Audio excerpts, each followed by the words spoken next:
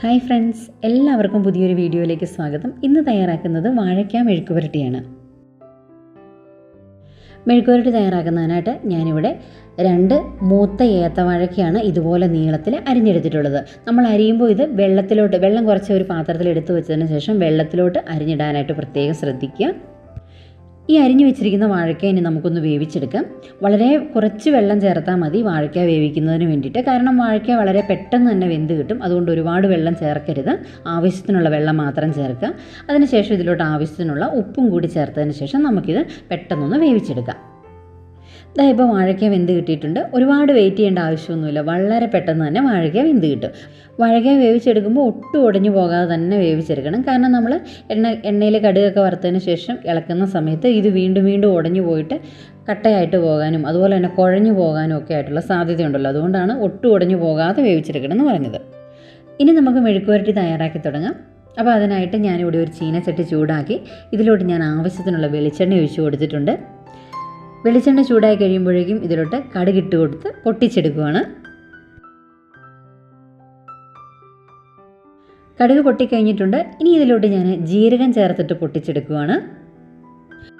ജീരകവും കൂടെ ചേർത്ത് വാഴയ്ക്ക മെഴുക്കുപുരട്ടി തയ്യാറാക്കി നോക്കുക. മെഴുക്കുപുരട്ടി കഴിക്കുമ്പോൾ ജീരകവും കൂടെ ഇടയ്ക്ക് കടിക്കാൻ കിട്ടുന്നത് നല്ലൊരു ടേസ്റ്റാണ് കേട്ടോ. അടുത്തതായിട്ട് 10-12 വെളുത്തുള്ളി അല്ലിയും കൂടെ ചേർക്കുന്നുണ്ട്. നല്ലൊരു ഫ്ലേവറിന് വേണ്ടിയിട്ടാണ് നമ്മൾ വെളുത്തുള്ളി ഈ സമയത്ത് ചേർക്കുന്നത്. അപ്പോൾ വെളുത്തുള്ളി ചെറുതായിട്ടൊന്ന് വാടി വരുന്ന സമയത്ത് നമുക്കിതിലോട്ട് വട്ടത്തിലരിഞ്ഞ് വെച്ചിരിക്കുന്ന പച്ചമുളക്, കറിവേപ്പില, അതുപോലെ തന്നെ ഒരു വലിയ സവോള ചെറിയ കഷ്ണങ്ങളായിട്ട് അരിഞ്ഞത്, ഇതെല്ലാം കൂടി ഒന്ന് ചേർത്ത് കൊടുക്കണം. ആവശ്യത്തിനുള്ള ഉപ്പും കൂടെ ഇട്ട് കൊടുക്കണം. അതിന് ശേഷം നമുക്കിത് നന്നായിട്ടൊന്ന് ഇളക്കി കൊടുത്തുകൊണ്ട് ഒരു ഗോൾഡൻ കളറിലോട്ടൊക്കെ മാറുന്നിടം വരെ ഇതൊന്ന് ഫ്രൈ ചെയ്തെടുക്കാം. ഇപ്പോൾ ഇതിൻ്റെ കളറൊക്കെ മാറി വന്നിട്ടുണ്ട്. ഇത്രയും ഫ്രൈ ചെയ്തെടുത്താൽ മതി. ഇതിന് ശേഷം നമ്മൾ ചേർക്കുന്നത് തേങ്ങാക്കൊത്താണ് കേട്ടോ. തേങ്ങാക്കൊത്തും കൂടെ വാഴയ്ക്ക മെഴുക്കുപുരട്ടി തയ്യാറാക്കുമ്പോൾ നിങ്ങൾ ചേർത്തിട്ടില്ല എന്നുണ്ടെങ്കിൽ ഒന്ന് ചേർത്ത് നോക്കുക. നല്ല ടേസ്റ്റിയാണ്. ഞാനിവിടെ എടുത്തിരിക്കുന്നത് അരമുറി തേങ്ങയുടെ പകുതി ഇതുപോലെ ചെറിയ കഷ്ണങ്ങളായിട്ട് മുറിച്ചെടുത്തിട്ടുള്ളതാണ് ചേർത്തിരിക്കുന്നത്. തേങ്ങാക്കൊത്തൊക്കെ ഇതുപോലെ കളറ് മാറിയതിന് ശേഷം ഇനി നമുക്കിതിലോട്ട് പൊടികളാണ് ചേർത്ത് കൊടുക്കേണ്ടത്. ഒരുപാട് പൊടികളൊന്നും ഇല്ല കേട്ടോ. 1.5 സ്പൂൺ മീറ്റ് മസാലയും 1.5 സ്പൂൺ കാശ്മീരി ചില്ലിയുമാണ് ഞാനിവിടെ ചേർക്കുന്നത്. മല്ലിപ്പൊടിയോ മുളക് പൊടിയോ അങ്ങനെ എന്ത് വേണമെന്നുണ്ടെങ്കിലും നിങ്ങളുടെ വീട്ടിലോ ഉള്ളതനുസരിച്ച് സാധാരണ മെഴുക്കുപുരട്ടിയൊക്കെ ഉണ്ടാക്കുമ്പോൾ ചേർക്കുന്നതിനനുസരിച്ച് നിങ്ങൾക്ക് ചേർത്ത് കൊടുക്കാം കേട്ടോ. ഇതും തീയൊക്കെ കുറച്ചിട്ടതിന് ശേഷം നന്നായിട്ട് ഇളക്കി കൊടുത്തുകൊണ്ട് ചൂടാക്കിയെടുക്കുക. അപ്പോൾ ഈ പൊടികളൊക്കെ ഇപ്പോൾ നന്നായിട്ട് മൂത്ത് വന്നിട്ടുണ്ട്.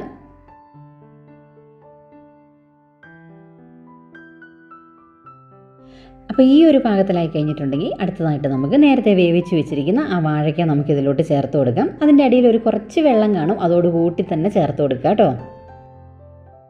കുറച്ച് ഉപ്പുപൊടിയും കൂടെ ഇട്ടതിന് ശേഷം ഇതെല്ലാം കൂടി നന്നായിട്ടൊന്ന് ഇളക്കി മിക്സ് ചെയ്ത് കൊടുക്കണം. നമ്മൾ ചേർത്ത പൊടികളും അതുപോലെ തന്നെ നേരത്തെ മൂപ്പിച്ചെടുത്തിരിക്കുന്ന സവോളയും എല്ലാം ഇതിലെല്ലായിടത്തും പിടിക്കത്തക്ക വിധത്തിൽ നന്നായിട്ടൊന്ന് മിക്സ് ചെയ്തെടുക്കുക. ഇനി ഇത് കുറച്ച് നേരം ഇങ്ങനെ തന്നെ ഇരുന്ന്, തീ കുറച്ച് വയ്ക്കാൻ മറന്നു പോകരുത്. ഇങ്ങനെ തന്നെ ഇരുന്ന് വെള്ളമൊക്കെ വറ്റി നന്നായിട്ട് ആ മസാലയൊക്കെ ഇതിലോട്ട് പിടിച്ചിട്ട് നന്നായിട്ടൊന്ന് ഡ്രൈ ആയിട്ട് വരണം. അപ്പോൾ അതുവരെയാണ് നമ്മളിത് കുക്ക് ചെയ്തെടുക്കുന്നത്. ഈ ഒരു മെഴുക്കുപുരട്ടിയുടെ ഹൈലൈറ്റ് എന്ന് പറയുന്നത് ഇതിൽ ചേർത്തിരിക്കുന്ന ചെറിയ ജീരകത്തിൻ്റെ ആ ഒരു ടേസ്റ്റും അതുപോലെ തന്നെ ഇതിൽ നമ്മൾ നിറയെ തേങ്ങാക്കൊത്തൊക്കെ ചേർത്തിട്ടുണ്ട്. അത് കടിക്കാൻ കിട്ടുമ്പോൾ ഉണ്ടാകുന്ന ആ ഒരു ടേസ്റ്റും ഒക്കെയാണ്. അപ്പോൾ നിങ്ങൾ തീർച്ചയായിട്ടും ഇനി വാഴയ്ക്ക മെഴുക്കുപുരട്ടി ഇതും കൂടി ചേർത്തൊന്ന് തയ്യാറാക്കി നോക്കുക.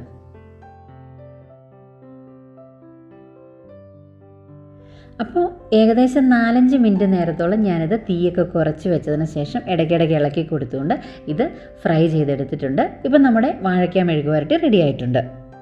ഇനി ഇതിലോട്ട് ഒന്ന് താളിച്ച് ചേർക്കുന്ന കൂടിയുണ്ട്. ആദ്യമേ നമ്മൾ കടുകൊക്കെ വറുത്ത് ചേർത്തിട്ടുള്ളതാണ് എങ്കിലും എനിക്ക് ഫോട്ടോ ഒക്കെ എടുക്കുന്നതിൻ്റെ ഒരു ഭംഗിക്ക് വേണ്ടിയിട്ടും ഒന്നുകൂടി ടേസ്റ്റ് കൂടുന്നതിന് വേണ്ടിയിട്ടും ഞാനൊന്ന് താളിച്ച് ചേർക്കുന്നുണ്ട്.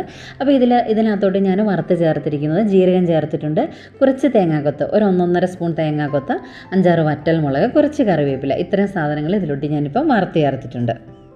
അപ്പോൾ നമ്മുടെ സിമ്പിൾ ആൻഡ് ടേസ്റ്റി വാഴയ്ക്ക മെഴുക്കുപുരട്ടി റെഡിയായി കഴിഞ്ഞു. ട്രൈ ചെയ്തതിന് ശേഷം ഫീഡ്ബാക്ക്സ് അറിയിക്കുക.